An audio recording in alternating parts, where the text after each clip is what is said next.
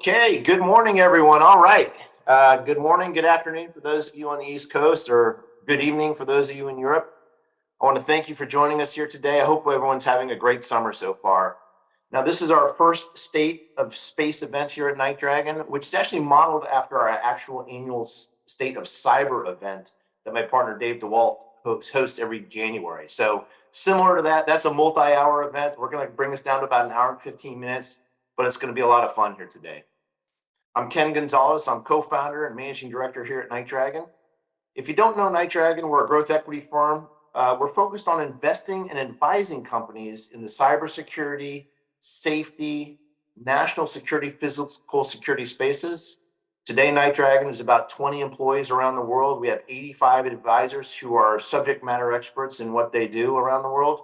We have over 100 partners here at NightDragon. These include the world's largest defense contractors, systems integrators, channel partners, and leading technology firms. And those are important to us because they really create an environment, an ecosystem of success around our portfolio companies. And that is really critical, an ecosystem for success if you're a startup company today. Our mission here at NightDragon is to gain visibility into the greatest areas of risk across multiple domains, and then apply human and financial capital and expertise to solve big problems. That's what we're about. In fact, our slogan here at NightDragon is securing our world for tomorrow. That's our mission. So before we get into it, I'd like to thank our employees, our investors, our advisors, our partners, our portfolio companies for all you do every day. We at NightDragon, we consider ourselves a family. You are part of that extended family, and we're grateful for you. Sarah, if we can go to the next slide. So maybe to kick this off before we get into the discussion today, I just want to talk a little bit about the space sector. We have skyrocketing growth in the space sector, define it a little bit, talk about some trends, and kind of set the table for the discussion. So let me start off by saying that the market is huge. Right. So depending if you talk to Morgan Stanley or McKinsey has it at a $447 billion economy this year in 2023, growing to $1 trillion by 2030. I think Morgan Stanley has it $1 trillion in 2035, 2040, but either way, huge market. And, and an indicator that this is an example, if you will, of that this is a very large market is just take a look at the growth in satellites in space in orbit today. When NightDragon was founded back in the kind of 2018, 2019 timeframe, where we were thinking about where we want to spend our time and where we want to spend our investment dollars, we looked at space hard. And at the time, there was just over 2,000 satellites in orbit, launched into orbit in the history of mankind. Today, we sit at over 11,000 satellites in orbit, which is a 38% year-on-year growth from a year ago today. Another evidence of the size of this economy is the fact that today around the globe, there's over 10,000 companies involved in the space economy, from manufacturing to subcomponent manufacturing, to launch, to satellites, to firms operating constellations, mega constellations of satellites to deliver services to mankind. And we'll get into the other segments here in just a second. As far as those segments go, you can see in the bottom left-hand part of this slide that roughly how that market is split. National security represents about 30% of the budget. All things satellite communications, that was one of the earliest markets in space, from satellite manufacturing for communications to communications services themselves, is a very large market. And you can see edge computing and Earth observation are also very large markets. On the next slide, when we get there in a second, you'll see some other fun markets that are nascent, but large and growing. Another evidence that the space economy has come of age is just looking at the number of strategics out there. So in addition to the large defense contractors that have large space businesses that are public, we see an increasing number of space companies here. And you can see a few of them here, but there's a whole lot more, particularly in the comms sector of space. So there's a lot of strategics, a lot of public market cap, which portends future consolidation that's going to be happening. I mean, in fact, I actually wrote some notes here. We see Viasat and Inmarsat coming together. We see OneWeb and Eutelsat coming together. This consolidation will continue as a result of these public companies. When we think about tailwinds in this market and headwinds, there's some massive tailwinds. I mean, first and foremost is probably government spending. The government oftentimes is one of the first customers for any space-based capability or service. And in the US alone, from 2022 to 2023, we saw a 20% rise in government spending, and we're seeing this around the world. Another tailwind has been launch. As launch capacities come on board, led by the bigs like a SpaceX or a Rocket Labs, we've seen the price per pound to get to space has dramatically come down. In fact, I wrote this down. Today, there's 186 launches, actually in 2022, 186 launches successful around the world, which was 41 more launches than there were the year prior. And that's according to Deloitte. So that we're seeing that happening. You know, tailwinds, we see 70 countries around the world that actually have now formal space agencies. We're seeing a rise in demand for satellite technologies as well as infrastructure and capability and analytics and compute has moved to space. Commercial land-based companies are realizing that they need redundancy to their capabilities. They see the benefits of going to space. And so the commercial market has also grown materially for space-based services. On the headwind side, you know, while government could be a headwind, or excuse me, a tailwind, it can also be a headwind. We see these 70 space agencies protecting their own space businesses in their own national interest. We see other countries limiting exports and limiting imports of different kind of space-based technology. So government is a friction here as well as a tailwind. And lastly, you know, despite the fact that launch prices have come down, despite the innovations in cube and small sets and you know, off-the-shelf technologies that have dramatically lowered the price of producing space-based assets, it's still not frankly a poor man's game. You have to have real capital to build rockets, to purchase launch, to purchase insurance, to build your payloads, and to get and to operate space-based constellations. So a lot of headwinds there as well. Sarah, if we can go to the next slide. We talked about the major categories. Here's some other ones just to kind of show you the long tail of the market scope out there. In fact, many industries that are on Earth are being replicated in space. Anyway, launch services, $6.9 billion a year market. Like I mentioned, 186 launches of rockets successful last year alone. Space manufacturing, satellite manufacturing is large. Not even included on here is another up and coming and nascent category, which is space-based manufacturing. So additive manufacturing actually taking place in space. Two areas here in the middle that NightDragon is very oriented on, given our safety and our security mission, is really space-based, space situational awareness, being aware of what's out in space so we don't have conflicts in orbit. We spent a lot of time thinking about Earth observation here at NightDragon because we do believe that Earth-based observation, detecting patterns of life on the ground, has a lot of use cases and a lot of benefits for mankind. So this is an area we're spending a lot of time. Space tourism, deep space exploration, space mining, these are all nascent, but over time, large and growing markets. Next slide, Sarah. Okay, we've got a great lineup here today. You know, the way that we're going to run this, we're going to have an opening keynote. It's more of a dialogue that myself and Doug Wolfe, the CTO of Jacobs, are going to have. I'm looking forward to that. Next, we're going to have a state of space market. This is led by Katherine Gronberg, who I'll introduce in a little bit, really looking at the capital markets, private and public markets around space-based investing. Our last panel is going to be around innovation. I'm going to host that panel. We had some great guests there as well, talking about a little bit of history, more on the headwinds and tailwinds in the market, and where is innovation going? What are the exciting things that we need to be expecting in the future? So that's it for the slide, Sarah. Next up is the discussion with Doug Wolfe. So we're excited to have Doug Wolfe. Doug Wolfe is the CTO of Jacobs. Doug's joining us today. Welcome, Doug. How are you? Thanks, Ken. It's really good to be with you and the NightDragon team and all the folks on the call. So looking forward to the conversation. Awesome. Well, thank you so much for joining us today. Thanks for kicking this off for us. So Doug, before we start, why don't you take a minute, introduce yourself, tell us what Jacobs is doing in space, and let's kind of start off there. So I've been in the space business for quite some time, looking back now, but started in the mid 80s, back with NRO, back when it was much more of a super secret organization. It's a little bit more out in the public now, although the capabilities are secret. But started back in the Cold War era, where there's a handful of satellites, expensive launch. You know, a very productive era for space, but much different than what we have today. I will also say with Jacobs, we're very focused now on moving into a lot of the remote sensing opportunities. So developing phased arrays and some of the technology around that for communications and other capabilities in space is really the main focus that we have.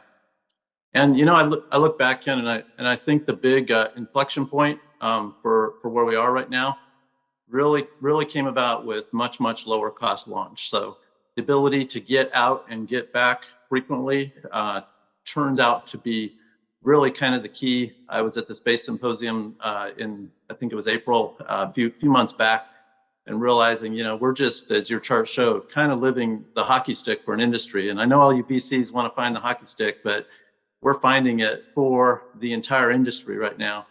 And so it's pretty exciting to be, part of this overall venture. Awesome. Yeah. So yeah, Doug, what an amazing career you've had, and you can give all the details, but Doug's been doing amazing stuff, and it's been a real impressive career. So what are you looking at in terms of new markets? You spoke about the reduction in launch costs, and that's enabling new things, but what are some of the new markets? What are new technology categories that have emerged in the last few years that you're keeping your eyes on? Yeah, so I think there's continuing opportunity to innovate and launch. So I think we don't necessarily have that exactly where maybe we could at this point in time. So there's a lot of new entrants, but obviously SpaceX and Blue Origin and others are really innovating on the high side as well. I think the on-orbit servicing and maneuver, satellite life extension, moving satellites, various locations, et cetera, is a huge market. You touched on the expanded ISR, the advent of much lower cost buses and high-end sensors and the ability to process data. You can now proliferate ISR. So where we, might have a satellite over a region a couple times a day, now you are looking to have pretty much continuous Earth observation for intel and defense, as well as other domestic requirements. And then also that ISR is expanding into space. So it's becoming increasingly important to know what is going on in space from just a defensive. There's so many satellites out there now, you got to pay attention. And of course, there's some national security implications. Beyond geo is something that we never talked a whole lot about, but you hear a lot of talk about moving beyond geo now. So that's pretty exciting. I also think the personal travel is something that I think could be a big opportunity.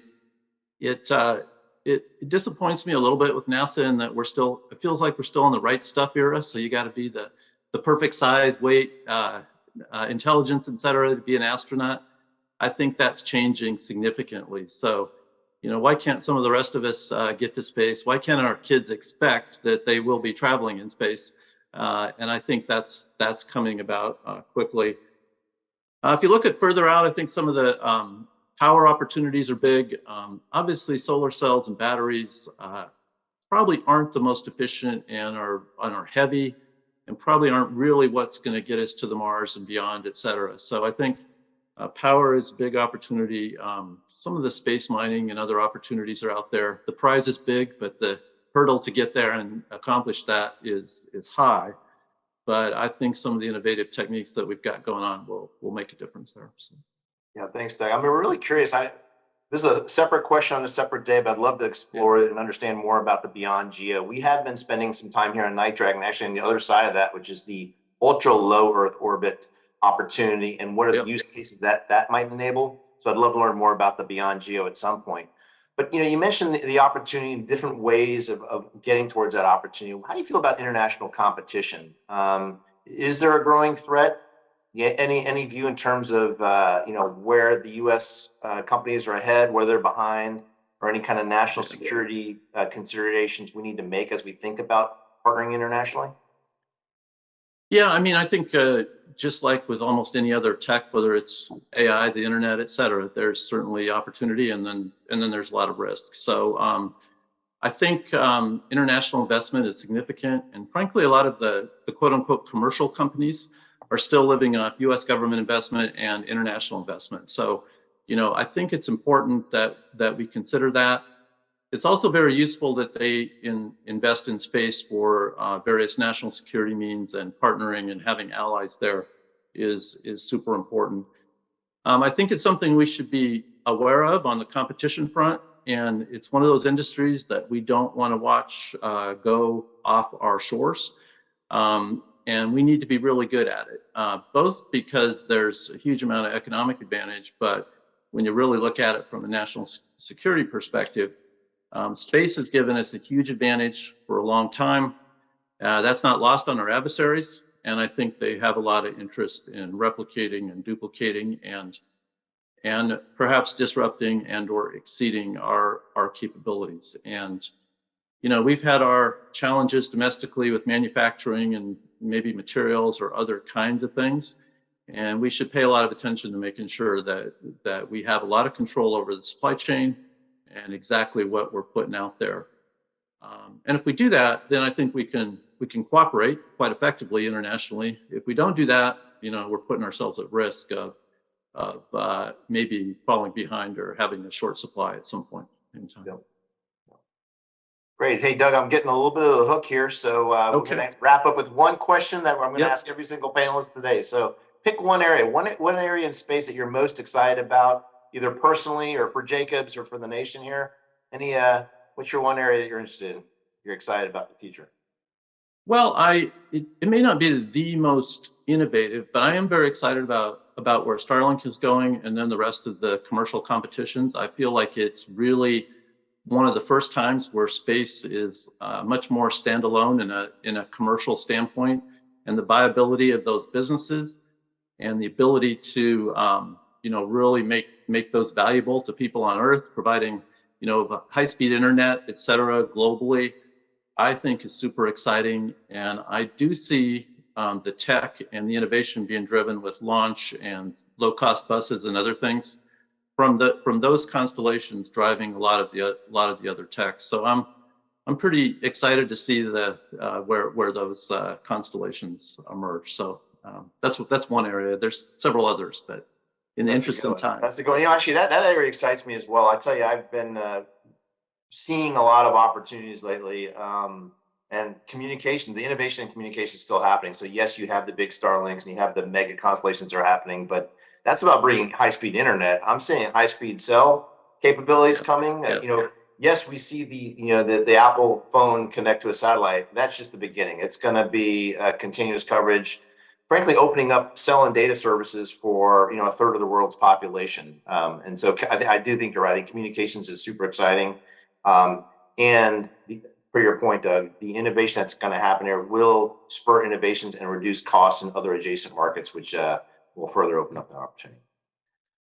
So Doug, thanks so much for joining us here today. Thank you for your service to the country. Thanks for being a great partner at NightDragon, and have a wonderful day. Thanks, Ken. Thanks to everybody. Thank you. Okay, next up is our second panel today, or actually our first panel for the state of space market. This is really looking at the capital markets. Our host today is Katherine Gronberg. Just a quick introduction of Katherine. Katherine is the head of government services here at NightDragon. I won't give you the full commercial, but we do a lot of work for our portfolios in government. Her background, so she's a former Senate appropriations staffer. She's run the government affairs function at some very prominent publicly traded companies, including Force Scout and CrowdStrike. She's a professor at Georgetown. She is awesome. Katherine Gronberg. Katherine, take it away. Hey there, Ken. Thank you so much. What a great discussion with Doug. So insightful. And we're so happy to have all of our guests here today. And on this panel, I'm so excited to introduce, I'm going to let them go around and say a little bit about their backgrounds and tell us what they're most interested in, what they're investing in. But of course, featuring yourself, Ken, our managing director at NightDragon, needs no introduction. We also have Matt O'Connell, who's an operating partner at DCVC, who we are also excited to work with on a few different projects. And then Bryan Chambers, who is the president and co-founder of Capital Factory, based in Austin, where we're excited to go all the time and building a partnership there. What we're going to talk about today is what's going on in the space market, and particularly where we can find capital and emerging trends and what we all are excited about looking at. So could we go around quickly and just let's talk a little bit about our backgrounds for those two of us that haven't joined us yet today. Talk a little bit about what you're excited about, what you're investing in. Matt? Great. Listen, thanks to NightDragon for including us. This is It's always fun talking about space. I was a venture capitalist, and I found a busted satellite company that took pictures around the time of 9/11. So I took it over and built it up into GeoEye. We sold that. And then I ran OneWeb for Branson for a little while. And then I joined DCVC to have a broader portfolio. You know, space is growing. It's going to continue to grow. And I'm excited to be here. I'll touch on specific areas later, Katherine. Okay, great, Matt. Thanks. Bryan? Yeah, thanks, Katherine. We operate the Texas Fund at Capital Factory. We're a very active investor, and while we're agnostic, investing really across all sectors in Texas, we've been increasingly investing in dual-use defense and insert space. The space economy, the space industry is growing a lot in Texas. It's growing a lot in many places. I think one of those is certainly Texas, and so we've seen a big rise in our space investing activity. And we have a lot of positions, and we're growing our positions. We're growing our positions in the sector, and believe that dual-use defense in itself. We heard from Doug talk about the space's role in national security and dual-use defense, and it's growing, and it's growing in Texas. We're excited to be increasing our activity. That's great. Thanks. Looking forward to hearing a little bit more about all the things you have going on. Well, let's kind of dig right into it. Ken was talking about some stats on the growth of the space industry, and they're kind of unbelievable. I mean, McKinsey has the market up to about almost $500 billion, almost 500 billion, up from 280 in 2010. Can you just level set for us? What do we think? Some things have been mentioned, but what can we identify the drivers? What do you guys think is really behind this growth in the industry? Yeah, Go ahead. You go. Yeah, away. and maybe speak to something I'm experiencing. I'm having a realization at the moment. We're closing on another transaction related to the sector, and I'm noticing, it's just an observation that it's the founder's third space company, and I think we're seeing talent have their second and third careers in the sector, and I think that's only going to increase likelihood of success. It's only going to increase the level of experience in the talent pool. And so I think that's one big driver, is we're seeing repeat founders finding success, raising rounds, and building companies, solving even more narrow or more specific problems. In this specific example, going from Virgin building another rocket ship company, now focusing on the manufacturing and production of solid rocket motors. And so I think we're going to continue to see that, and it's going to fuel a lot of growth. And of course, Doug mentioned this earlier, but the amount of funding that's coming from government and government agencies is on the rise. It's significant, and is really fueling the opportunity for more people to get involved in the space. Of course, you've got awareness as well. The number of the number of launches are occurring, but more people are tuning in and they're watching them. And I think that contributes certainly to the growth and awareness of what's happening in the sector as well. Great points, Matt. Katherine, I think, we love communication. It's the biggest sector. It's always been the biggest sector in space. We all talk a lot. We send pictures to each other. Now we're sending videos to each other. And we want to be able to do it anytime, anywhere. As Ken said, we're approaching ubiquity. National security, national and international, global tensions are increasing. There's no looming outbreak of peace. My first company, GeoEye, was born right after 9/11. And we just continue to realize that if we know more about our hotspots in the world, as Bryan said, we can react better. I think that a lot of us believe that transparency and more information prevents conflicts and leads to quicker resolutions. There's no question that billionaire buzz has contributed to this. You get Musk, Bezos, and Branson, and you can't ignore the PR they've generated. And then cheaper launches. I just spent the morning with a small sat company, and the stats on how much this guy figured that in 8 years, his launch costs had declined by 7x. I mean, that's just phenomenal. So a lot more people are going to space. Not all of them are going to succeed, but we have an interest in Rocket Labs, and Rocket Labs business has been booming. So I can see it from the supply side. And then on the demand side, I'm the chairman of a company called Capella. Ken's on the board with me. They do small radar satellites, and their launch costs are declining. So it just makes it easier to put more stuff up in space and lets more entrepreneurs go to space and try new things. Ken, anything to add? No, I think they covered it well. Yeah, we covered a lot of ground. One of the things that was mentioned was, the heavy influence of government spending versus what we're doing on the commercial side. They're both very real factors. I wondered if anyone would like to take a stab at kind of talking about, the difference and whether one is sort of greater right now than the other. And I think combined with that, another interesting aspect is how much the government is actually spending potentially, maybe now, but also potentially in really new and innovative areas. Bryan, you probably have some thoughts on that.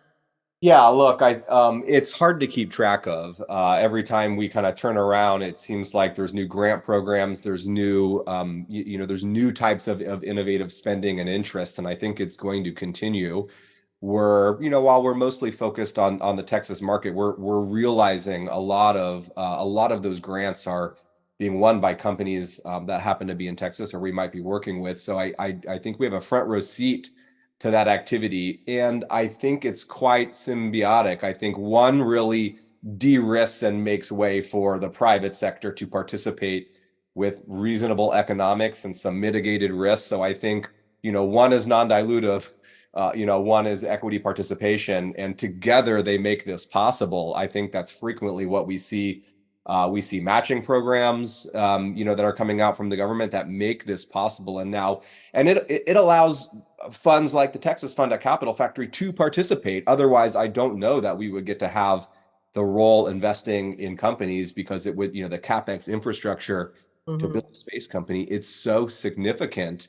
And the government really helps eliminate some of those barriers and mitigate some of the early and offset some of that early risk, making it economical and possible for, funds like the Texas Fund to come in and participate. So I think the two working together are working great, and I think that are going to continue to have a relationship that fuels the growth in the space.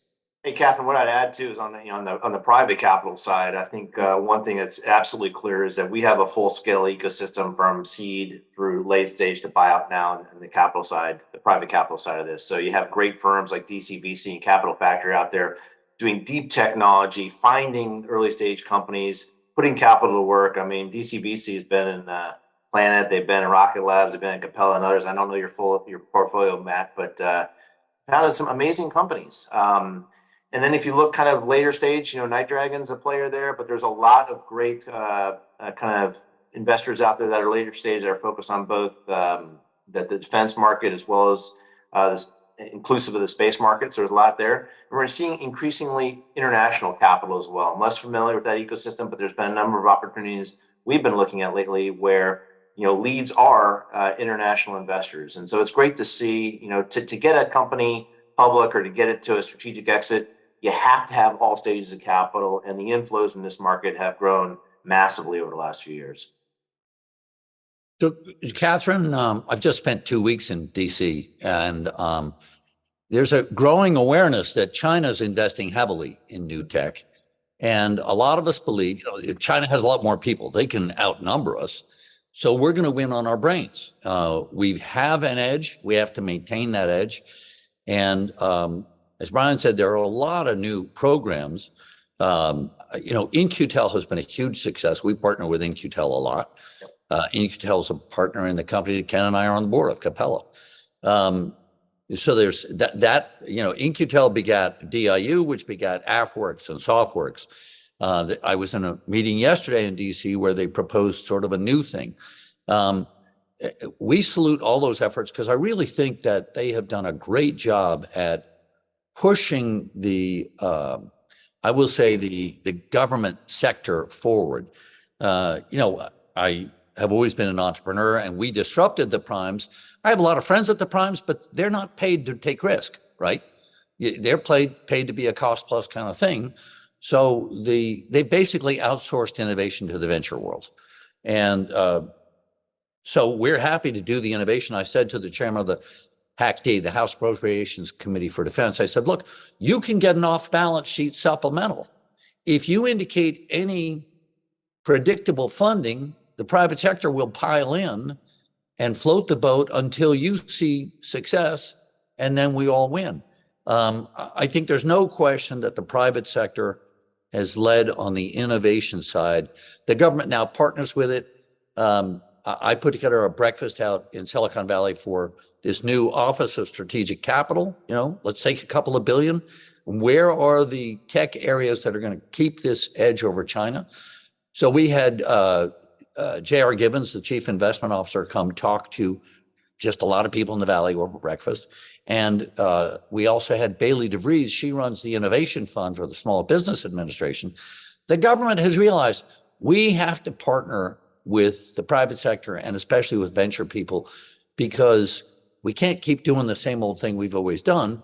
And the primes are great at moving masses of capital and people, but they're not going to push the envelope forward. So it's really, lately, there's been a lot of positive attention.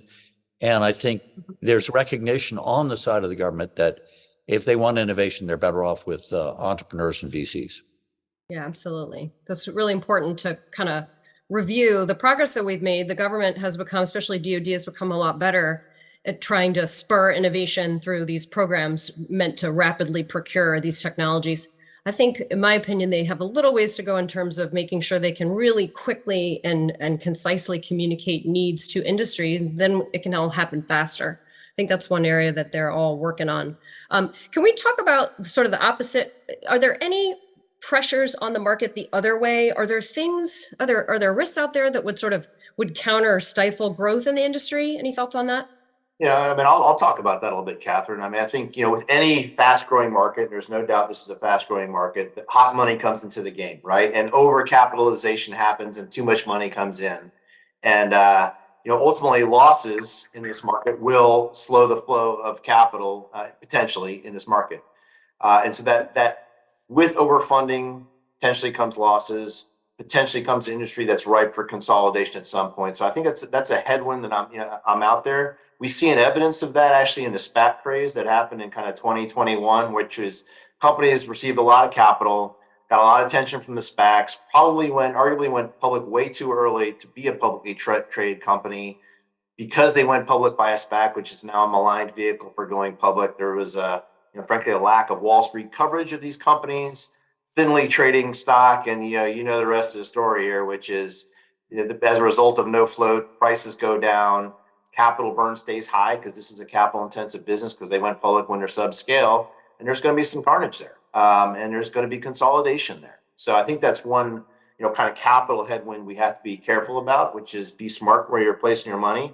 Some sectors will be overfunded, and just must be aware of that. Go ahead. I was going to say capital, as Ken said, is a CapEx intensive industry space. And so high cost capital will slow innovation and delay development. I'm friends with Jay Powell. We play guitar together. He's caught in a really tough situation. Can't have inflation, got to keep raising interest rates. As an entrepreneur, I'd like the interest rates to be low. We're in a place right now where I think you can't go lower on the interest rates. So I think that we all have to work around the high cost capital. That's why non-dilutive government capital is certainly really helpful right now. And as Ken said, SPACs, it was a shame. We had two companies that benefited, Planet and Rocket Labs both benefited, but there was a lot of junk. There were a lot of companies that weren't ready to go public. We voted against it at Capella. I think some people have gone out and just suffered. And what it does is non-discriminating investors get scared about bubble investing, right? So you have to see the wheat and the chaff. And I think that the SPAC bubble kind of set us back a little bit. I think also you will see as money gets tighter, some of the, I'll call them science projects, are going to get harder to fund. I think exploration, mineral exploration is admirable. The prior speaker was talking about that. I think that people are going to be looking more toward where's the growth toward profitability, where's my potential exit. So personally, I look at sort of asteroid mining and I think, that's not us. on-orbit servicing, I can see how that makes money. I was asked by a foreign nation, would you, well, I mean, I'll name a name, Luxembourg. Luxembourg didn't really enjoy their experience in asteroid mining, right? So that's too long a horizon for most folks. Yeah. On-orbit servicing, you look and say, well, if I can extend the life expectancy of a satellite, of course, that's a good thing. I think we'd all like to extend our life expectancy. Katherine, and Go ahead. I'll just point out, and I think Doug even mentioned it when he spoke just earlier, but the government is probably one of the biggest contributors to tailwinds, and if we're not careful, it will also be headwinds. And I was, again, reflecting on a call I was on just on Monday with a company that's operating in the sector, and they need to operate and do a test at Mach 1, and that is it's a 1.5 year process to complete that test. And there's some, if the industry is going to accelerate, we're going to have to help cut through some of the red tape and find ways to efficiently enable the companies to do that faster. So those are great lead-ins, and Matt was kind of talking about the new and emerging areas, right? So looking at these places that might have had a little bubble or in one, like, let's look to the future. What are we excited about? I'm stealing Ken's question, but what are the areas that you think have most promise? And it doesn't have to be. I love this concept of dual use. I think that's really critical because the government may drive some areas and commercial may drive others for very different reasons. Do we see the ones that can successfully converge them both as the winners, or what are you guys picking? Well, certainly, I mean, the softball there is communication services and space, right? Certainly, SpaceX has opened the eyes to people about ubiquity of internet access, the benefit to protecting nations when adversaries come and turn off the lights and turn off the power and turn off the internet is huge. So there's a lot of use cases, civilian and government associated with there, and that's going to expand. It's going to expand, as I mentioned, to cell service, as kind of Apple's already innovating on text, and it's going to be full voice and full data on your cell phone at some point in time, dramatically making it available, since the size of antennas will get smaller over time. I will tell you, the one thing I'm worried about a little bit on the communication side is that at some point, these are national assets, and there's going to be a lot of, I don't know if a lot is the right number. There will be multiple mega constellations delivering communication services and ubiquity of internet and cell service. So it's going to get really crowded up there. But with each national asset that then protects its base, they will probably get capital that they probably shouldn't get because there's already redundant capabilities in space. And you're going to have a lot of capacity and probably too much capacity as a result of that. So it'll be interesting to see, what the economics for the second mover national champions will be when Starlink and the other biggies already have their mega constellations out there. But that's a no-brainer. That's an easy one to see if that's going to keep expanding in a big way. Bryan? yeah, there's 3 companies that come to my mind. I'll do a kind of a shameless plug, but Katherine, you asked what we're excited about, what excites me personally, and I like to look out just a little bit, and the moon really excites me. It's the reason I woke up. I got excited for this. I wore this shirt to plug Intuitive Machines. They're working on landing on the moon with their lunar landers. This was a shirt we made, in that effort. And when we can get there, I think it'll be a nice moment for the industry to kind of unlock the lunar economy. There's lots of opportunities that I think on the moon. It's hard to recognize which ones may or may not be profitable, but among those, insert dual use. There's 2 companies that come to mind. One is Icon, both of them are actually out of Austin. Icon, really, which is it's a construction company who's even been able to pivot to off-world construction using their 3D printers. And that's a really great example of a dual use company enabling off-world construction. If we're ever going to house humans or really go explore, we've got to be able to get to the moon, get there consistently, and build shelters. And that's quite exciting as a frontier. And I think what it opens up, and as we experiment with, the habitats here on Earth, that's really pretty inspirational to have a front seat watching the work of Icon. And Aptronic is another company. They're working on humanoid robots. And of course, as we're able to get to the moon, we're going to be able to send more robots to the moon to do more things and explore more things the ways that humans would, without the risk of course, risking human lives. So I think great applications for the humanoid robots here on Earth that they're realizing, and 3D printing and construction. Those are the same technologies that are really going to enable new markets off-world too. So I think those are good examples that I'm excited about. Great, thanks, Matt. Quickly, because we don't have much time, dual use is that's what I spend most of my time on. Unfortunately, I can't talk about most of what I do, but I will say, as you get more information, then organizing the information becomes more and more critical. You can call it, situational awareness or operating theater, or whatever you want. Balancing all that is, I think, going to be more and more exciting. I think that, as I said before, in-space servicing and life extension is going to be good for a lot of people.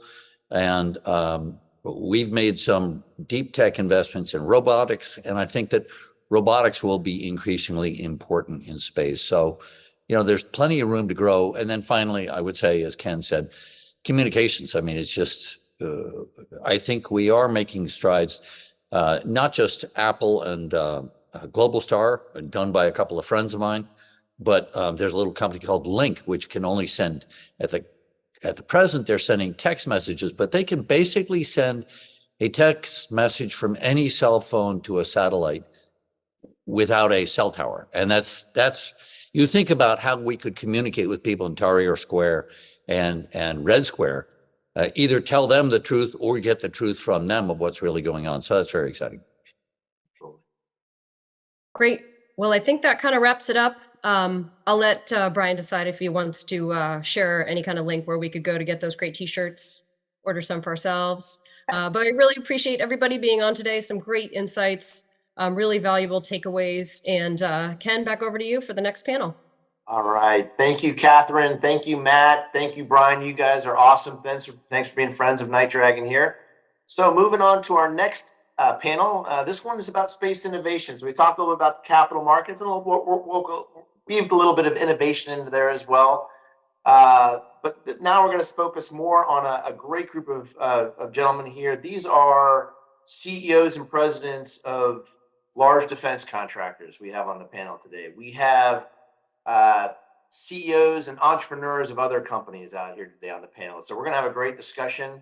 Why don't we start off? It looks like we've got everyone, Dave, Rob, Payam, and John. So let's start by introducing ourselves. I'm just going to look at the grid right here on my screen, and I'll start with you, John. We'll go to John, Rob, Payam, and then Dave. If you guys wouldn't mind, introduce yourselves, give a brief overview of what your company does and what your role is in that organization. John? Great. Thank you very much, Ken. Great to see everyone. Rob and Dave, good to see you guys. I got 3 members of my board here on the call, which is fantastic. So I'm John Serafini. My background is as building dual-use national security-oriented technology companies, both as a venture capitalist, but also as a startup operator. This is my 10th company. I've had the great privilege and honor to start and to lead. Hawkeye is building a constellation of small satellites, 21 today up on orbit, that uniquely fly in clusters of 3 for the purposes of geolocating RF signals, effectively signals above a watt in power, between about 130 megahertz and 18 gigahertz. We can detect it, we can geolocate, we can track, we can analyze and extract valuable intelligence about the emitter, be it a vessel or an aircraft or a military entity, et cetera. Predominantly, we work with government security and intelligence missions around the world. About 50% of our business is tied to the US government. The rest is international allies.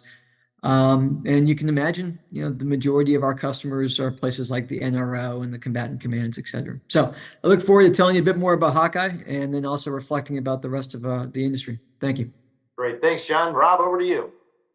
Yeah, thanks, Ken, for having me on the panel. And John, it's great to see you again. So I'm the CEO of Airbus US Space and Defense. Airbus is very well known for commercial aviation and platforms and aircraft, but we also have a very robust defense and space business.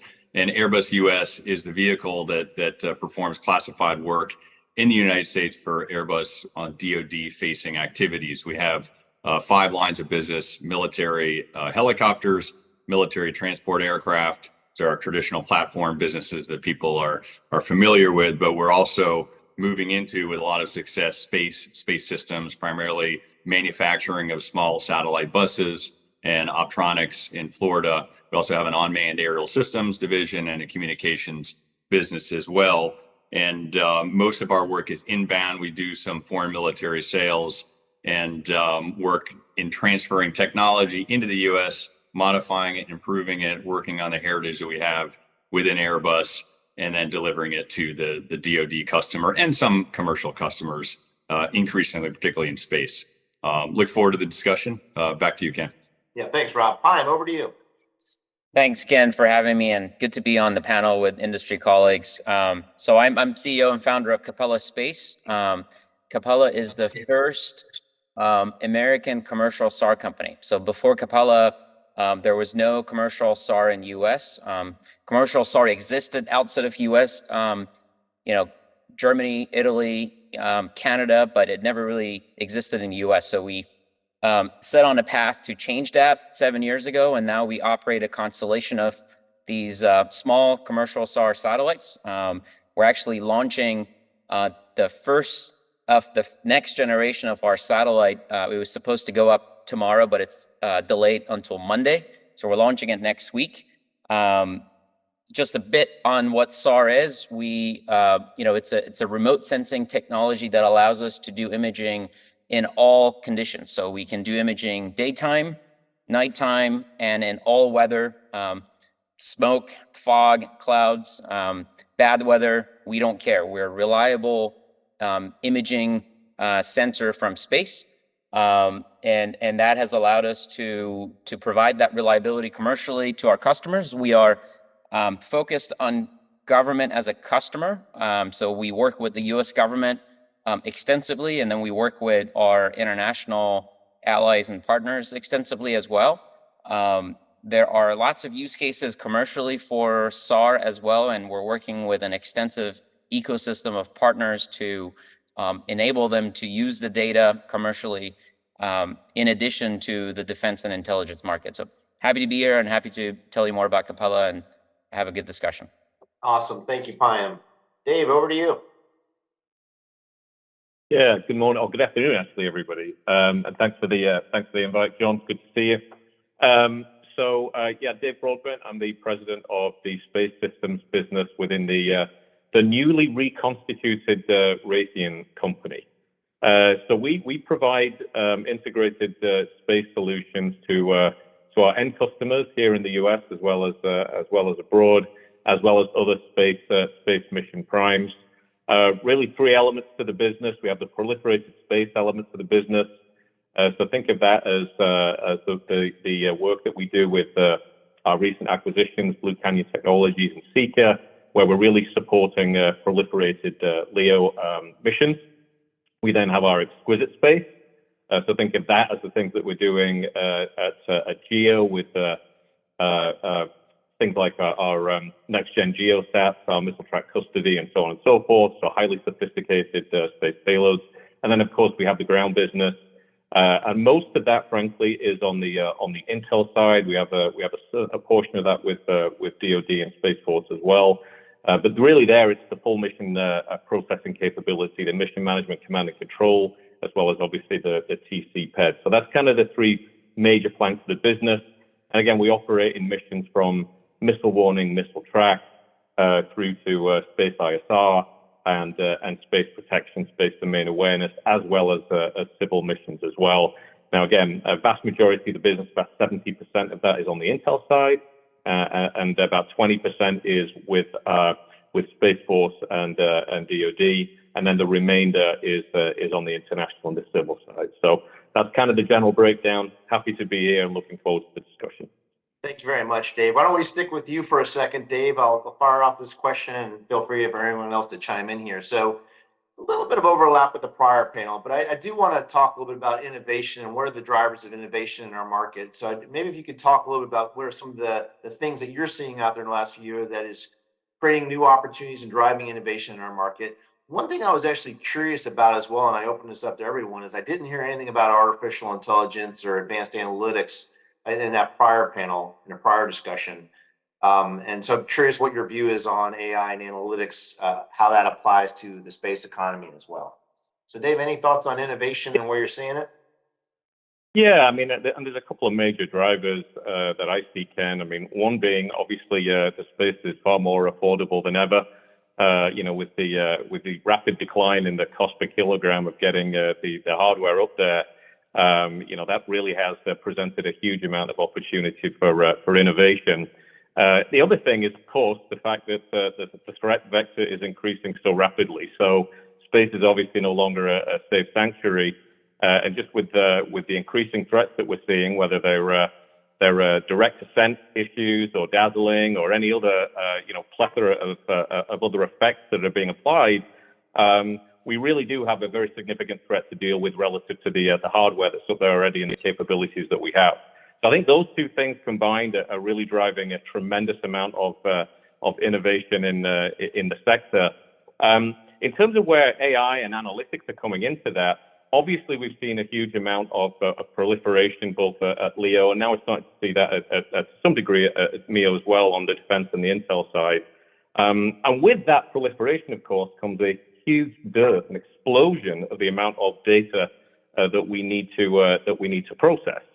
And so really that is one of the areas where we're seeing AI and machine learning very directly applied to solving that problem. And being able to deal with, again, orders of magnitude more information that's coming down to the operators, and being able to make sense of it on a time frame that is relevant in terms of the speed of the threat. So I think that is one of the areas in particular from an AI perspective that we see huge changes, huge innovation, and certainly where we at the moment are very much focused. Great, thanks, Dave. Any other panelists have any comments there? I'd offer a couple things. First, when our industry, the first companies in our industry, think Planet and Black Sky and Spire, when they emerged, there weren't third-party contractors out there to build their spacecraft, so they had to be vertically integrated and build them themselves. And over time, a whole crop of companies grew up that could be third-party manufacturers. But I think we've seen the trend come back towards in-house integration because the supply chains have become that much more resilient and trustworthy, where you can get access to satellite componentry on timescales that weren't available in the past couple of years, such that satellite constellation companies can focus on building their payloads and then doing the assembly and payload testing and completion of the satellites in-house, and be able to depend upon a universe of satellite component providers that didn't exist beforehand. So that's been great. The second is I've been disappointed actually with the state of launch. I mean, if you think about in terms of small sat launch, you've got Rocket Lab and you got SpaceX. Those are the two that I would be willing to put my satellites on today, given the track records that they have, and I feel comfortable with that. There's a whole host. I can name 10 or a dozen or so that we thought 6 or 7 years ago would be fully operational and vetted by now that we could trust at lower price points, and it just doesn't exist yet. That's unfortunate because we're paying too much to put stuff into LEO. The price point should be half of what we pay today with the current providers, and I hope that changes as additional providers become fully vetted and capable of operations. Third, excited about optical connectivity. What SDA is doing and the Starlink is doing, having optical crosslinks and mesh networks to drive down latency for getting remote sensing data down to the ground faster. That's extremely important. And then lastly is AI, but I think we're not even in batting practice yet with AI, and not even in the first inning. It's one thing to have ChatGPT replicate a book report for a sixth grader, and it's another thing to use that to convert dots on the map or images into a real understanding of what's going on in the maritime environment. That's trying to AI automate a lifetime of maritime domain awareness into a quick algorithm. That just doesn't happen overnight, and it's going to take a long time. So I think we're early on in that phenomenon. Absolutely. Yeah. And your second point on launch, I think it's a great one. As a guy who sits on a board and we have to approve, launch providers and purchase orders for that, yeah, you get nervous if it's the third or fourth launch provider who has no space heritage and no, little if any track record of getting payloads into space. And so you go with the incumbents who are going to charge you a higher price potentially, and you likely ensure that launch as well. insurance won't cover, you're hurt. If you get an insurance payout, you've just set your business back. And so that's not what you're playing for, clearly. Any other comments before I move on to another question? Yeah, John touched on if I may add a point of view. John, I think, touched on a really important problem with industry, which is supply chain. If I look at the sort of zoom back, what are the three main drivers for driving innovation? One is the miniaturization of electronics and space parts while increasing performance. We've all seen that. Two is access to space. There are some challenges still, but relative to 10 years ago, that has obviously dramatically changed with rideshare missions like SpaceX. And then three is the cloud computing, storage, and ground services that allows you to just have those as services instead of needing to build all of that in-house. When we started the company 7 years ago, we did look at all the third parties, and yet we still decided to build things in-house because the supply chain in this industry is so immature. Everything is built to order. There's reliability issues. The schedules are out of control, and the cost factor is for a startup becomes challenging. So I think even today those challenges exist, and a lot of the companies who are thinking about scaling have to make a decision on the buy versus build, and are often making the build decision over buy. So there's immaturity in those three areas that originally sort of kickstart the innovation. And an interesting trend that I'm looking at is, I think what kickstarted this innovation, which partly was miniaturization of electronics, to some extent is actually going to get inverted over the next few years as we go through another step function on how much mass we can get to orbit at what cost. We can debate on when Starship is going to be operationalized, but when it does, it might not actually make sense to spend a lot of effort miniaturizing electronics. It might make sense to actually go the opposite and go for much bigger platforms, because the cost to get that mass and volume up might actually be really, really low relative to the R&D cost to miniaturize those electronics. So I think that's a really interesting potential to watch out for, and I'm really excited for that. Yeah, I hadn't thought of that. It's interesting. I think you raised a great point there. Rob, I want to get you in the discussion here. And so one thing we spoke about in the prior panel was kind of the headwinds and tailwinds associated with government here and the government appetite for space. Can you just share for the audience here, and I know we all know on this panel here, but can you share for the audience a little bit about, why has government's appetite for commercial space grown? Why has that become an important part of a governmental strategy in terms of assets, in addition to their owned assets? Can you talk a little bit about that? Yeah, and I think just tying to what Dave said, the fact that space has now become a warfighting domain is really driving a lot of the innovation. What I see particularly with SDA is this combination of new entrants, commercial applications, and a huge push for speed and cost, right? And so they are creating this ecosystem that requires readily available commercial technology in order to keep pace. To Payam's point, it does cause some fragility. If you're moving that fast, there's lots of new entrants. They may not be having the heritage that you would see, for example, in your commercial aviation business or your platform business. There is a risk that it moves so fast that you break the ecosystem, and you have to look at alternative suppliers. Maybe there will not be suppliers, but what is driving it is, I think, Derek Tournier, he wants to move every 2 years. He doesn't want to wait 10 years to have exquisite resources. He wants to be in orbit every 2 years. And that can only be done using commercial technology. You just can't do it with traditional defense acquisition procurement. You just can't meet those schedules. So you have to turn to commercial applications, commercial technology, and commercial players. Great. Anybody else want to comment on that before I kind of do a little follow on here?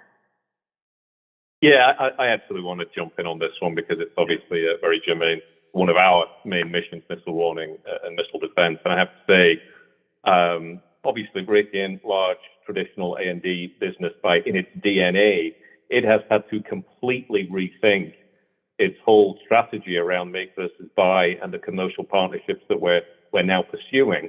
Really, and I give a lot of credit to Derek Tournier, because of this innovation in the way that he's changing space acquisition. I mean, moving to those 2 to 3 year centers of acquisition, spiral development, with what you get, go as fast as you can.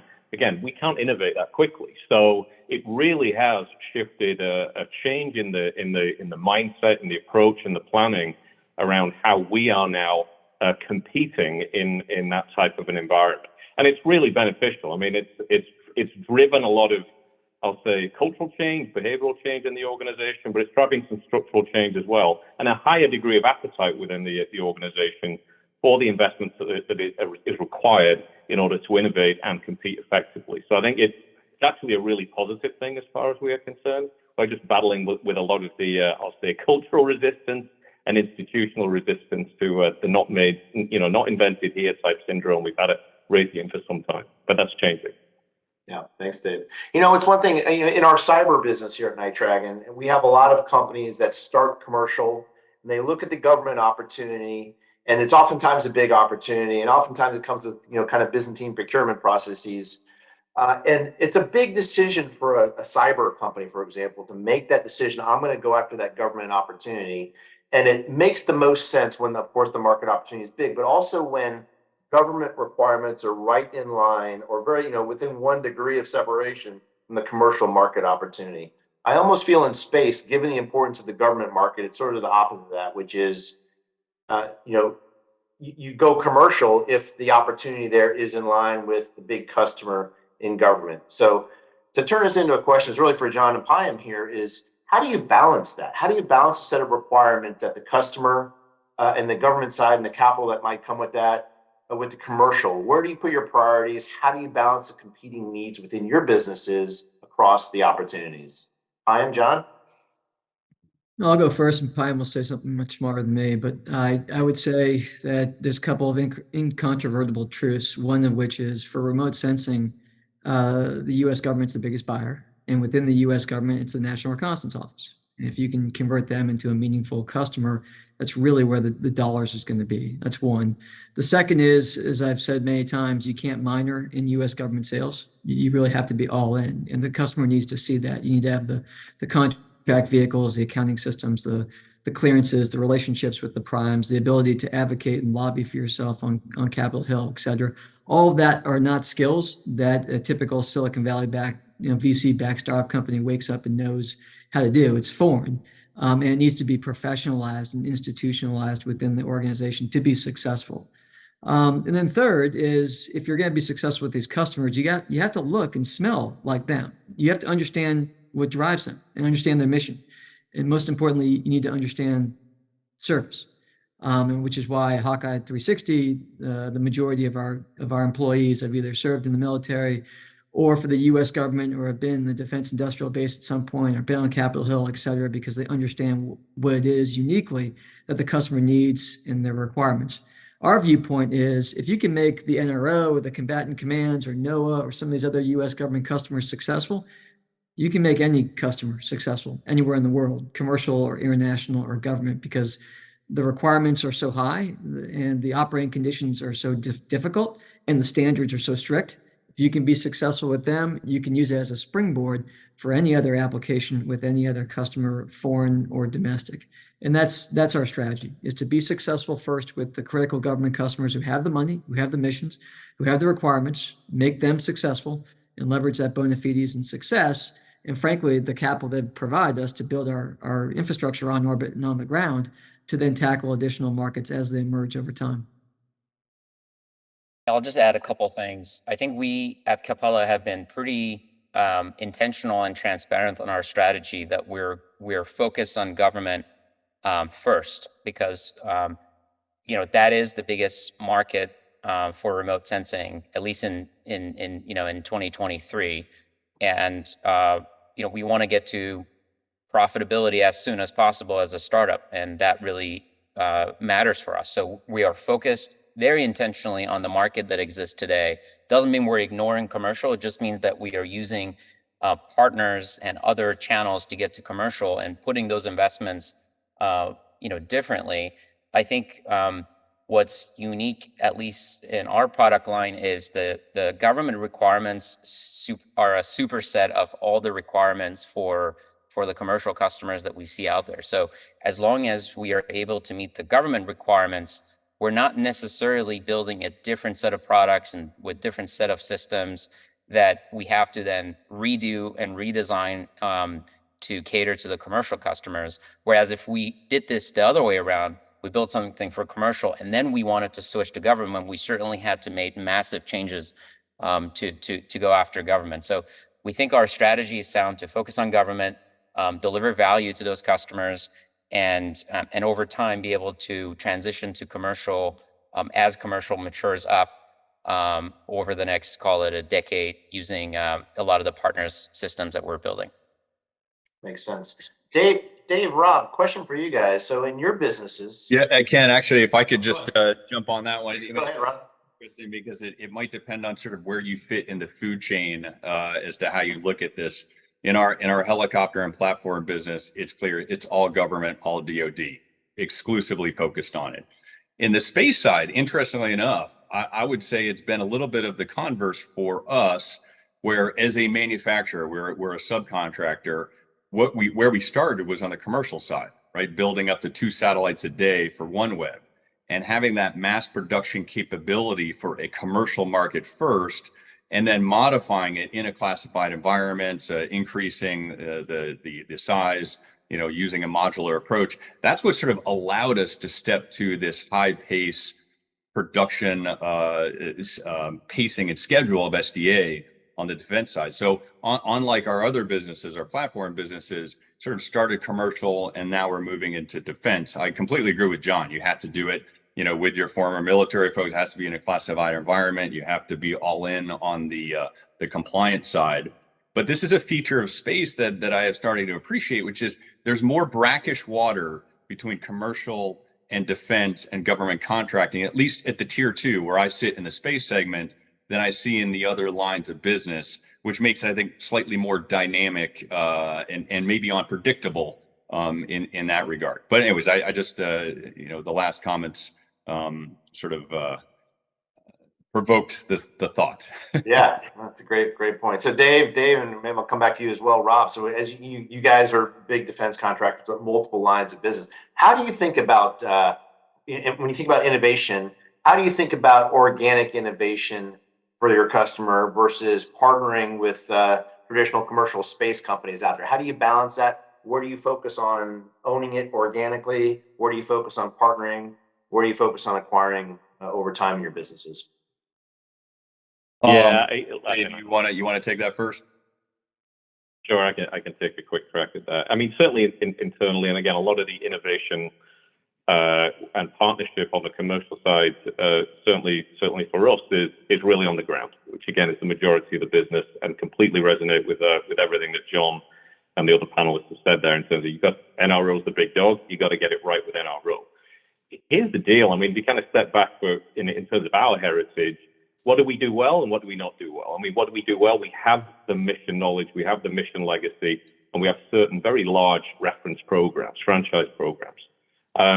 Of course, that's current and history. If you look to the future, increasingly now, there is a very, very strong demand pulse out of NRO for innovation, commercial partnerships, speed, cost, more modular, disaggregated capabilities, altitude agnostic processing capability, all those things that are really requiring us to, again, think completely differently about what our internal capabilities are versus the external. So again, our strategy is, if there's a way we think about it, the mission capability is where we have the differentiator, but the opportunity to partnership, to reduce cost, to reduce speed, to provide modular and flexible capabilities as a service versus these large monolithic installed systems that we currently support. That's where we see the real opportunity, and that's where we're adopting a very deliberate strategy in terms of our partnership. And again, it's for the full spectrum of ground capability, from mission management, command and control, through the whole spectrum of TC/PED. So that's really kind of how we're thinking about it. And again, what's driving it? How do we approach it? And how do you find the balance? It's competition. I mean, again, We were at the NRO's CEO forum last week. I'm sure some others were there. It was all about this. The demand pulse is clearly there. They've changed their mindset in terms of how flexible they're prepared to be, and we've got to do the same in order to stay relevant and to compete effectively. Sorry, go ahead, Rob. Thanks, Dave. Yeah, it's similar themes. I mean, as a large multinational group, our first place to look is within our own organization, right? Can we keep that work share in from a make buy standpoint? What I'm finding in the space area is there may be cost issues, there may be speed issues, there can be regulatory issues, right? If it's classified, obviously that work share down to the source code has to come to the US. And then you get into the issues that Dave identified. Okay, how can I qualify the supplier? Can they move at pace? Are they resilient? What's their costing? There's a lot of new entrants, so it may make it a little bit more difficult to identify who should be your partner in the supply chain. But that tends to be the analysis. Start looking inward, then you start looking outward. And then we have other avenues to work with startups. We have a ventures fund that will take minority stakes in portfolio companies, and we obviously will try and cultivate the growth of those organizations for the benefit of the fund and for us as well. But that tends to be the logic train that we follow, and it has resulted in the space sector with much more engagement and use of U.S. companies, U.S. startup companies, and new suppliers slash partners. Some of it's just filling gaps on some of the work share that must be in the U.S. that Airbus U.S. does not have. Great. Thanks, Rob. So I'm getting the hook here. We've got about 3 minutes left. So we're going to go for the lightning round. And the lightning round is all about making my job easier, right? And so my job is to go find great investments and put capital and expertise to work and hopefully do well by our investors. So help me out here. Throw me a bone, folks.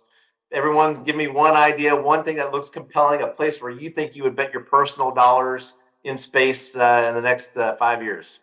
Rob, I'm going to go for you first, John, then Payam, then Dave. Yeah, I mean, this is an area that we're pursuing, but I'm bullish, which is the operationalizing the stratosphere. So I call this pseudo satellites, right? Near space. In terms of the defense application, long range fire control, ISR, I think operationalizing the stratosphere is blue ocean, and we have some technologies we think are going in that direction, but that's something that I'm watching and very bullish on for the next 5-10 years. Absolutely. High altitude, long endurance, ultra long endurance drones, below low Earth orbit. Yeah, near space. Since it's a space panel, I'll call it near space. So. Absolutely. We'll get credit for that. John, over to you. I'll quickly do 3, right? Right above stratosphere, very low LEO. So satellites flying at 200 kilometers and capable of maintaining the altitude for several years. That's exciting, and I think it's going to be great. Second is the multi-beam phenomenon of being able to tip and cue between different modalities, RF to EO and to SAR, et cetera. That's exciting. And then lastly, selfishly here at Hawkeye, what we're building with unique signal recognition to take all the dots on a map from signals and be able to create profiles of individual assets that allow us to uniquely identify them and then track them into perpetuity and extract intelligence about them. Thanks, John. I am over to you. I'll be a little out there. I would say, once Starship is fully operationalized, and again, who cares when, but once it is, then I think that's a new era for taking a lot of mass and a lot of volume to space. And I'm really bullish on in-space manufacturing to do things that people had never thought it was possible to do in space, including, some manufacturing in space. So I think that's an area I would put my money on. Thanks, Payam. Dave? Yeah, I'm going to give a shameless plug for one of the things we're into right now with Spider Oak. So this is a capability we're working on there for secure on-orbit SATCOM that will work in contested environments. So distributed network operations with autonomous cross-link routing. That's something that because I come at this from a defense and intel perspective, it's a huge problem for us, and we've got an amazing solution for it. Love it. Thanks, Dave. Gentlemen, thank you, everyone. Thanks for being on our first inaugural State of Space event. All 4 of you, thank you for coming, being a great partner, joining us here today. I also want to do a special shout out to the NightDragon team. In addition to Katherine, who was gracious to host our earlier panel, I'd like to thank Sarah Caranda, Amy DeSalvatore, and Hannah Huffman from the NightDragon team, all putting this together. And I hope everyone has a great day. Take care. Thank you. Thanks, Ken.